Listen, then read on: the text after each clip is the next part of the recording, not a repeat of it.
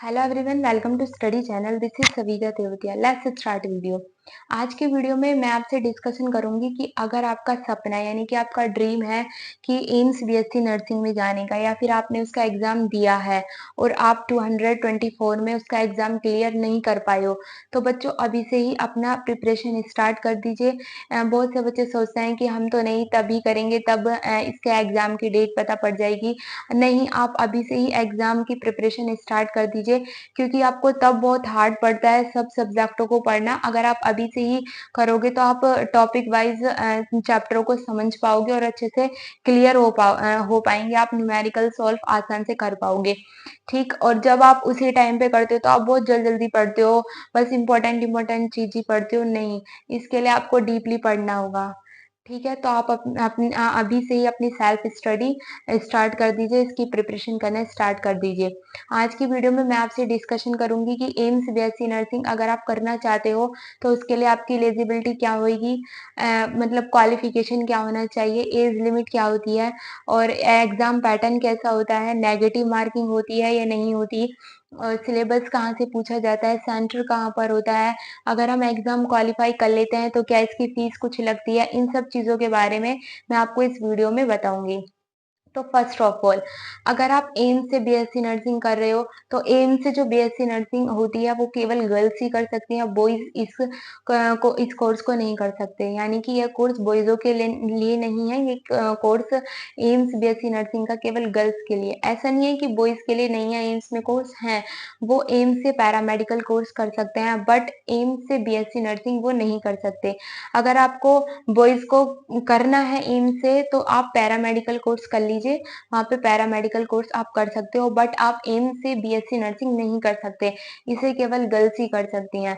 अब मैं सबसे पहले आपको बताऊंगी कि इसके लिए आपकी क्वालिफिकेशन क्या होनी चाहिए। तो इसके लिए फर्स्ट है कि आप गर्ल्स अप्लाई कर सकती हैं, बॉयज अप्लाई नहीं कर सकते। ठीक। सेकंड है कि आप 12th पास आउट होने चाहिए।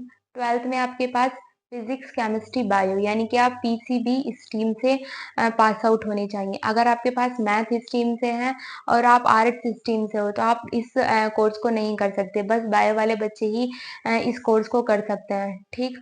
अब बात करते हैं पेपर पैटर्न की और स्कीम की, कि मार्किंग स्कीम होती है नहीं। तो इसमें 4 सेक्शंस होते हैं, चारों सेक्शन में 4 सब्जेक्ट के क्वेश्चंस पूछे जाते हैं, आपके फिजिक्स के, केमिस्ट्री के, बायो के और जीके के। 30 क्वेश्चन फिजिक्स के आते हैं, 30 क्वेश्चन आपके बायो के आते हैं, 30 क्वेश्चन आपके केमिस्ट्री के आते हैं और 10 क्वेश्चन आपके जीके के आते हैं। ठीक। अब बात करते हैं क्या इसमें नेगेटिव मार्किंग होती है। हाँ, तो इसमें नेगेटिव मार्किंग होती है। अगर आप ठीक करते हो, मतलब आपका आंसर ठीक है, तो आपको 1 मार्क्स मिलता है। अगर आपका आंसर गलत है तो -1/3 आपका नेगेटिव मार्किंग होती है। अगर आप ऐसे बहुत से बच्चे छोड़ देते हैं क्वेश्चन को, तो उसमें आपको ना ही आपकी नेगेटिव मार्किंग होगी और ना ही आपको नंबर मिलेंगे। ठीक। मैं दोबारा बता देती हूँ, अगर आप क्वेश्चन छोड़ते हो तो उसपे कोई भी नंबर नहीं मिलेगा, ना ही नेगेटिव मार्किंग होगी। अगर आपका क्वेश्चन ठीक है तो आपको 1 मार्क्स मिलेगा, अगर आपका क्वेश्चन गलत है तो -1/3 उसमें आपकी नेगेटिव मार्किंग होगी। टाइम ड्यूरेशन की बात कर लेते हैं। तो टाइम ड्यूरेशन आपको 2 हावर्स का मिलता है। एज लिमिट क्या होनी चाहिए, तो आपकी एज लिमिट 17 ईयर्स से 35 ईयर्स होनी चाहिए। मतलब 17 ईयर्स से 35 ईयर्स आपकी होनी चाहिए। अगर आप 17 ईयर्स से कम हो तो आप इस कोर्स के लिए अप्लाई नहीं कर सकते। अगर 35 से ज़्यादा हो तो आप तब भी इस कोर्स के लिए अप्लाई नहीं कर सकते। आप 17 से 35 के बीच में हो तो आप इस कोर्स के लिए अप्लाई कर सकते हो। मैं दोबारा बता रही हूँ, इस कोर्स को केवल गर्ल्स ही कर सकती हैं, बॉयज इस कोर्स को नहीं कर सकते। बॉयजों के लिए एम्स में पैरामेडिकल कोर्स है, वो पैरामेडिकल कोर्स कर सकते हैं एम्स से, बट बीएससी नर्सिंग नहीं कर सकते। ठीक। अब बात करते हैं इसके सिलेबस की। और हाँ सुनो, इसमें जो टोटल क्वेश्चंस आते हैं वो आपके 100 क्वेश्चंस आते हैं। सिलेबस की बात करते हैं तो आपका सिलेबस जो होता है वो 11th और 12th का सिलेबस होता है। एनसीईआरटी में से ही क्वेश्चंस पूछे जाते हैं, न्यू एनसीईआरटी में से। ठीक।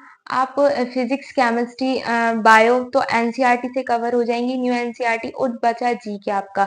जीके की कहाँ से प्रिपरेशन करो, तो आप जीके की यूट्यूब से प्रिपरेशन कर सकते हो, उसमें केवल 10 क्वेश्चन ही आते हैं। आप जीके की तो यूट्यूब से ही प्रिपरेशन कर सकते हो। ठीक। अब बात करते हैं कि अगर आपका AIIMS BSc entrance test clear हो जाता है, तो आपको क्या फीस देनी पड़ेगी? तो नहीं, आपको फीस नहीं देनी पड़ेगी। अगर कोई भी गर्ल्स चाहती है कि उसका सपना है कि वह एम्स से बीएससी नर्सिंग करे, तो बहुत अच्छी बात है, उसे करना चाहिए। अगर किसी का नंबर एम्स बीएससी नर्सिंग में आ रहा है, तो बच्चों आपको कर लेना चाहिए, क्योंकि वहाँ की सैलरी भी बहुत अच्छी है और जॉब अपॉर्च्युनिटी भी बहुत ज़्यादा है। अगर आप एम्स से बीएससी नर्सिंग करोगे, तो आपका जैसे आपकी पढ़ाई कंप्लीट हो जाती है, तो आपकी वहीं जॉब लग जाती है, और इसकी जो कोर्स होता है वो 4 इयर्स का कोर्स होता है, और आपकी पढ़ाई भी टॉप लेवल की होती है। अब बात करते हैं हॉस्टल में क्या-क्या फैसिलिटी होती है। तो हॉस्टल में आपको हर चीज़ की फैसिलिटी प्रोवाइड होगी, आपके रूम की फैसिलिटी, खाने की फैसिलिटी, यानी कि हर चीज़ की फैसिलिटी आपको प्रोवाइड होती है।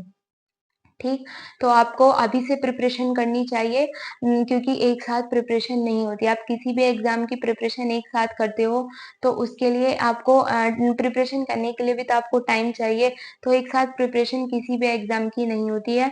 तो आप अभी से ही अपना एम्स बीएससी नर्सिंग के लिए अभी से ही प्रिपरेशन करना स्टार्ट कर दीजिए, ठीक? अगर आपको कुछ डाउट्स या फिर आपको किसी और कोर्स के ऊपर वीडियो चाहिए, तो आप कमेंट्स में मेंशन कर सकते हो। Okay, thank you.